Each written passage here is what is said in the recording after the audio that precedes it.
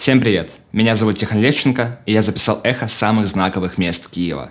В мой список попали те места, которые мы проходим каждый день мимо и задумываемся об их величии, и те места, которыми мы пользуемся каждый день, но не придаем этому большого значения.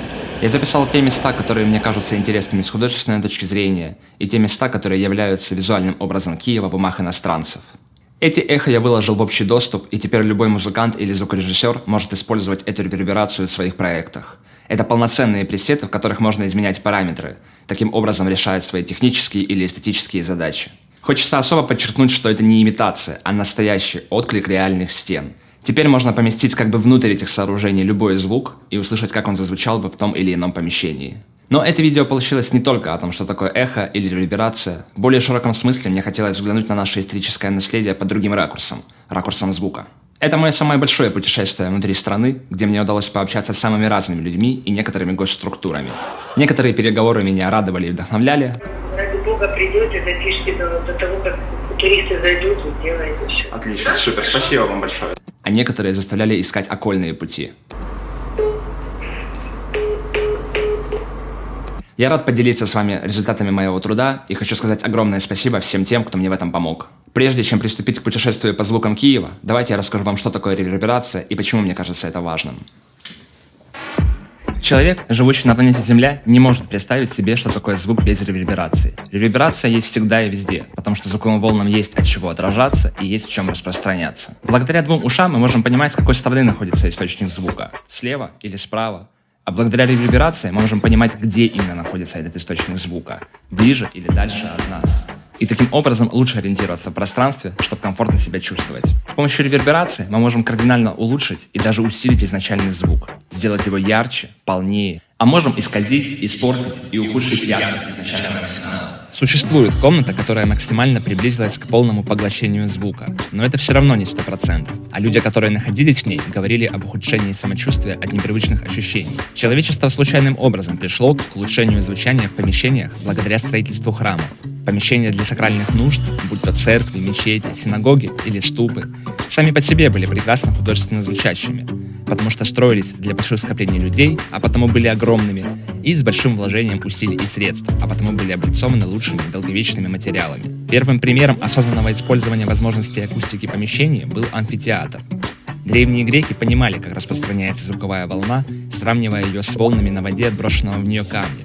Поэтому проектировали свои театральные сцены так, чтобы голоса актеров беспрепятственно и даже усиливаясь доносились до всех концов зала.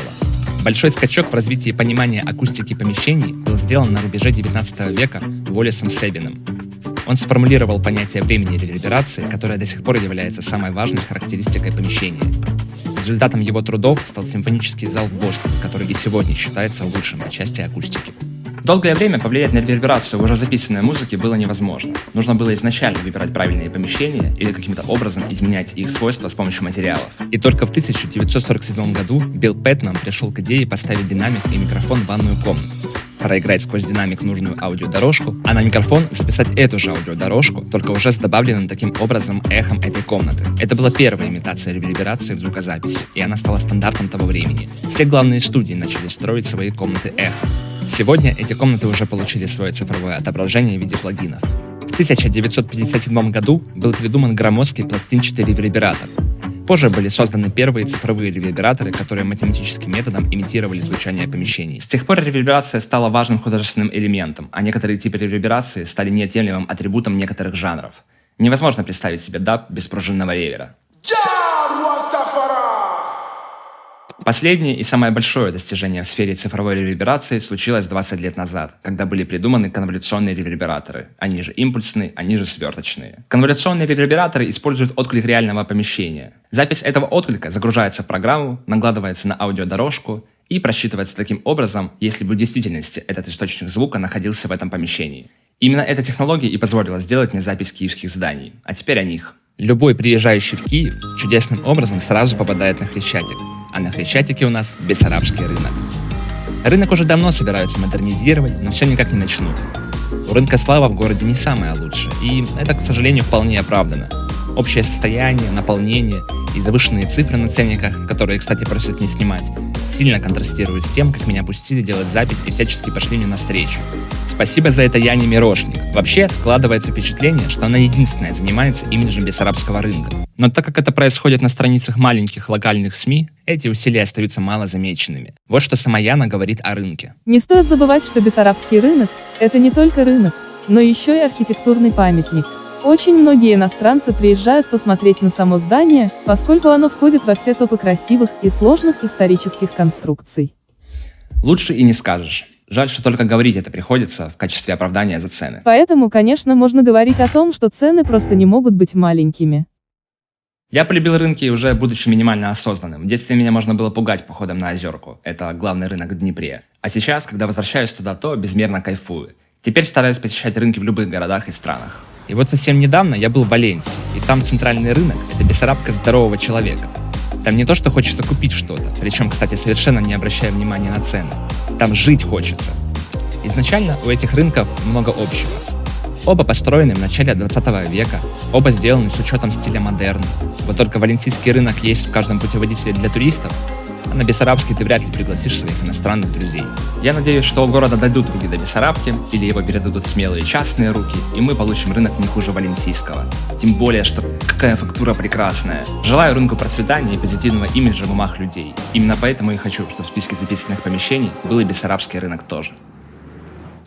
Кстати, отличный пример того, что у нас в стране умеют прекрасно обращаться с историческим наследием, это Мистецкий арсенал. Следующая остановка для записи эхо. Каждый раз, когда я произносил словосочетание «Мистецкий арсенал», я задумывался, а как же будет правильно сказать по-русски, чтобы это не выглядело как калька с украинского. И оказалось, что так и будет правильно. Википедия в помощь.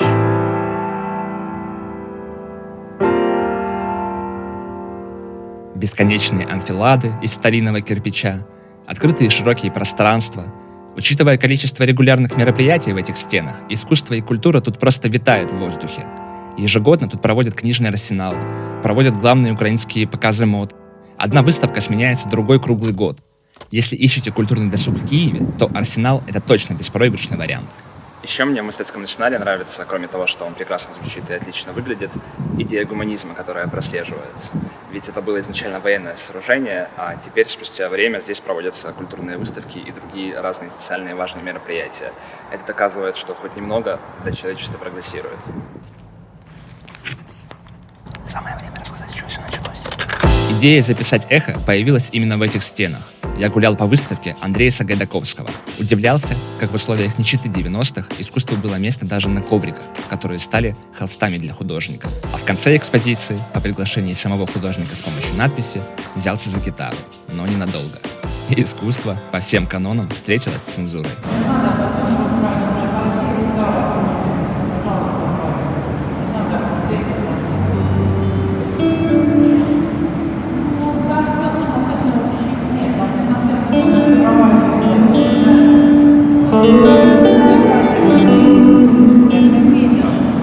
Но ущипнуть я как раз успел. И услышать отклик стен я тоже успел. Начал раскручивать эту мысль в голове, и вот мы здесь. Теперь у меня есть эхо Мистецкого арсенала, и я могу играть с ним на гитаре сколько захочу. Во дворе арсенала расположен офис Украинского культурного фонда, а я уже и забыл о том, что подавался на грант, чтобы реализовать этот проект.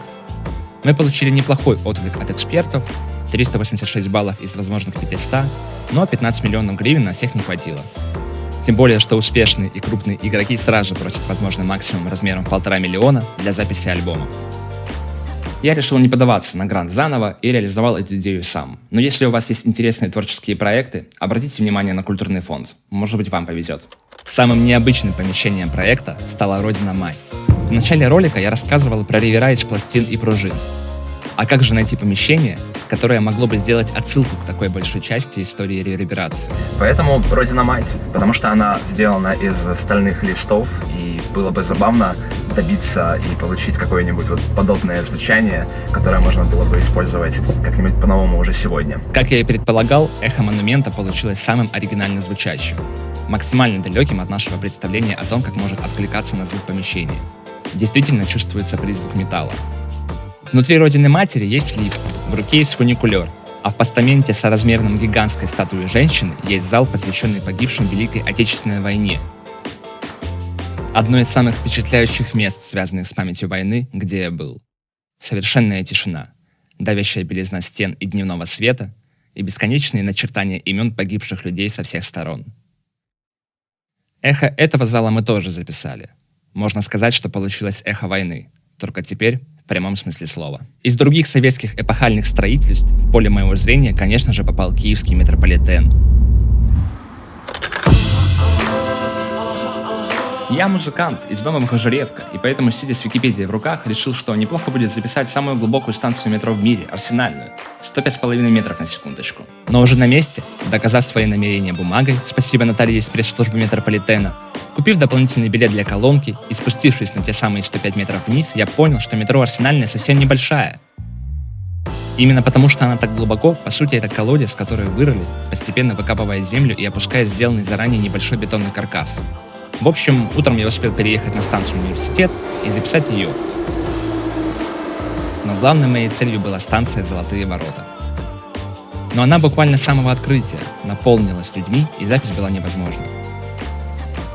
Поэтому уже ближе к закрытию пришлось сделать еще одну вылазку, чтобы записать самую красивую, детально украшенную и знаменитую станцию Киева. Сами Золотые ворота я тоже думал записывать, но меня смущает, что это новодел, поэтому я отказался от этой идеи. Но полетать на дроне вокруг успел. Звук станции Золотых ворот записать тоже успел, хотя были свои трудности. Нужно было дождаться, когда выключат эскалатор, работающий на спуск, дождаться того, как уйдет последний поезд, и будет минимальное количество людей на перроне, и можно записывать. А вот и новое препятствие. Успеть это сделать до того, как полиция тебя выведет с последними бомжами, или вместо них. Станция зачиняется, все, забирайте. Нет, нельзя, уже час уже закрываться. Ну, давайте, забирайтесь. Будь ласка, забирайте аппаратуру, ми тут закриваємося. Забирайте ваші речі, вам говориться, станція зачиняється.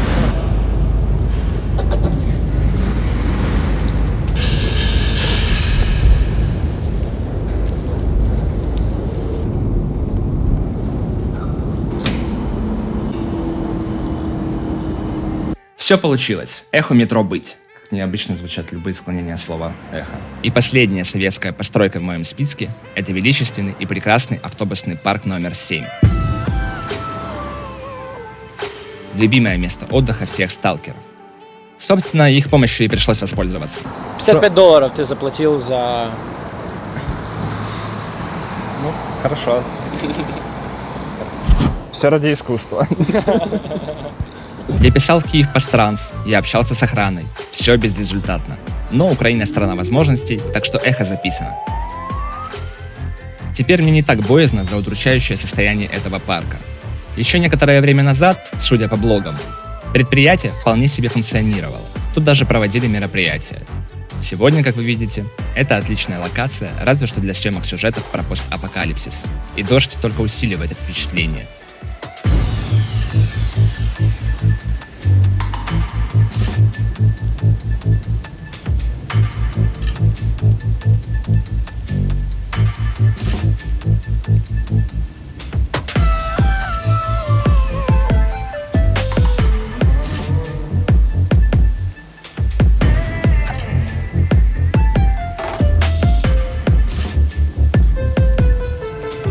Здание уникальное не только для Советского Союза и современной Украины, а и для всей Восточной Европы. Поэтому охранникам постоянно приходится гонять тут не только наших, но и туристов. Представляете, они ради того, чтобы пофоткаться здесь, едут на левый берег Киева. Для хорошего длительного эха, вот такого, нужно отсутствие преград. И этот купол отличное для этого место. Крыша лежит на тросах, и единственная преграда во всем помещении – это вот ножка гриба. Если мне нужно будет эхо для какой-то жесткой темы, я обязательно воспользуюсь эхом этого парка. Или можно помечтать о том, как бы в этих стенах зазвучал и выглядел бы рейв. Держа в голове такие картины и слушая отклик этих стен, вдохновение обеспечено. Ладно, давайте наконец закончим с Советским Союзом и перейдем к тому, с чем Советский Союз боролся. К религии и храмам. Михайловский собор им все же удалось уничтожить. И хоть сегодня его отстроили заново, я не стал его записывать. Мне бы хотелось, чтобы архитектура, пускай и таких архетипичных вещей, как храмы, тоже прогрессировала, а не притворялась заново чем-то старым. Поэтому я уделил большее внимание другим сооружениям. Например, Софийский собор, который находится прямо напротив. Тем более, что он первый стоит в списке ЮНЕСКО, Обойти его стороной было бы просто кощунством. Службы в нем, кстати, запрещены, именно из-за правил ЮНЕСКО. Поэтому до сегодняшнего дня услышать, как бы звучала в этих стенах, например, литургия Иоанна Златоуста, было бы просто невозможно.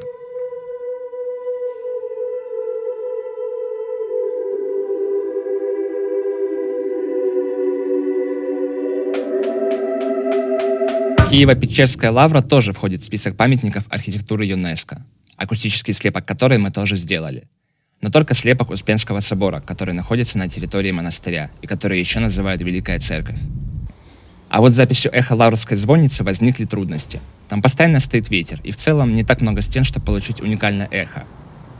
А вот колокола можно было бы и записать для истории. Когда-нибудь. Трудности также возникли с записью самих пещер, но теперь не технического плана, а этического. Я не смог объяснить глубоко верующим людям, что я буду делать с колонкой в пещерах, где лежат предполагаемые мощи Нестора Летописца, Ильи Муромца и других.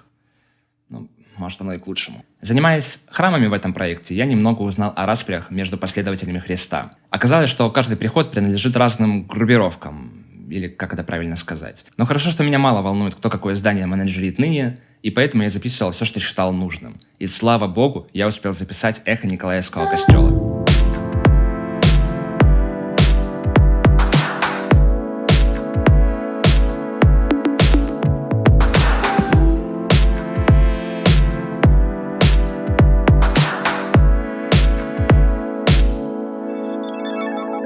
Можно подумать, что он принадлежит католикам, но на самом деле с 1980 года его использовали как дом органной музыки, и состоит он все это время на учете у государства.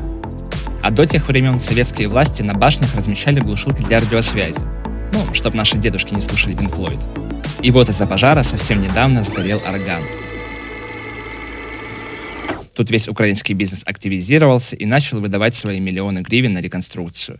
Хотя денег костелу всегда не хватало, но стоило ему только погореть. В общем, я боюсь, что в лучшем случае эта реконструкция просто очень сильно затянется, а в худшем, конечно, для светского человека.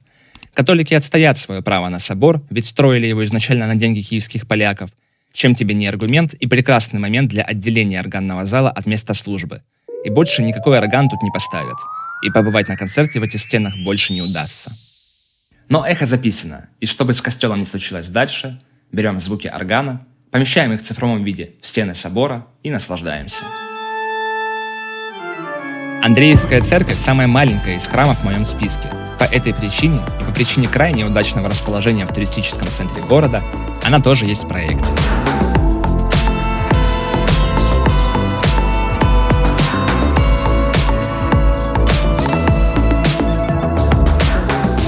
Но если бы я помнил заранее, какая длинная лестница туда ведет, на верхушку этой самой Андреевской горы, то кто знает.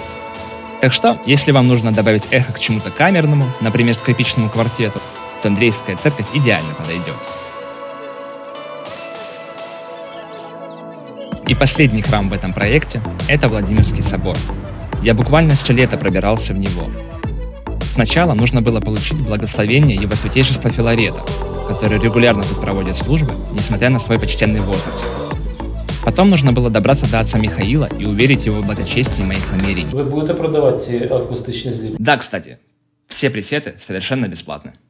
Ну, композитор, у вас є посвідчення, що ви композитор, чи ще щось є у вас щось таке? Частное предпринимательство у меня только есть. До православних ходили? Мне кажется, то, что я занялся таким спустя 20 лет существования Ти технологии, чуєш? это тоже важно. Тому що щоб ти був православний, щоб це воно на користь церкви. Ну, коротше, проблем много, правда? Нет, вообще не вижу ни одной. Я хто твій? Союзник, ти поняв? Понял. Поэтому я хочу, чтобы у нас с тобой на будущее, что? Не было проблем. Хорошо. А был что? Успех. Отец Михаил, спасибо. Мы довели дело до конца. Я считаю, что это уже успех. Я приехал сюда ночью и в полной тишине, в центре всей этой красоты поставил колонку, проиграл импульс и записал эхо Владимирского собора. Мы много внимания уделили церковной музыке, но ведь нельзя обходить стороной и другие жанры, например, оперу или симфоническую музыку. Именно для этих целей я и записал эхо Национальной оперы Украины.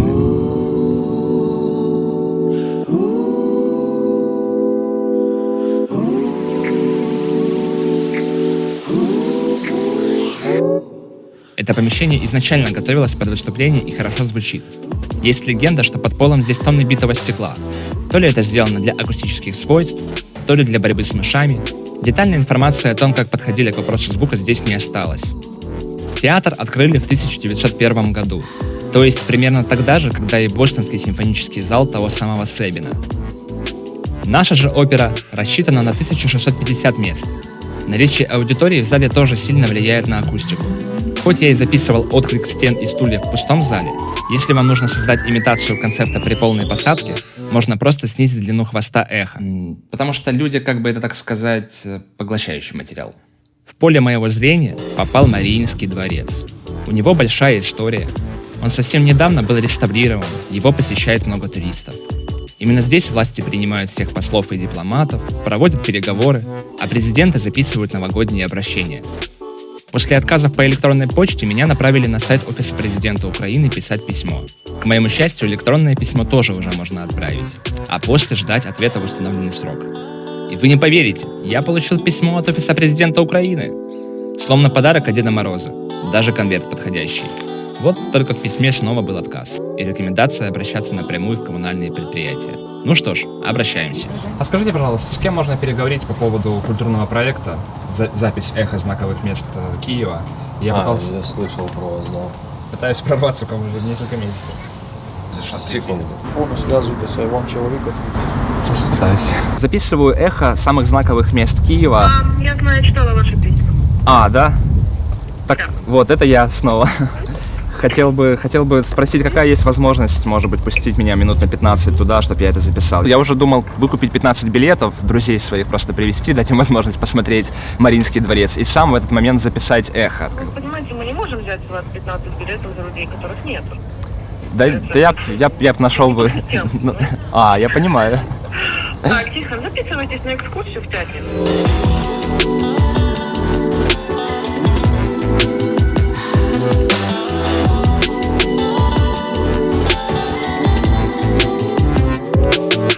В общем, мне удалось отколоться от группы и буквально за пару минут, пока военные меня не прогнали, успеть записать эхо главного общедоступного зала Мариинского дворца. Теперь он тоже в списке. Знаете, в более метафоричном смысле эхо — это то, что остается после.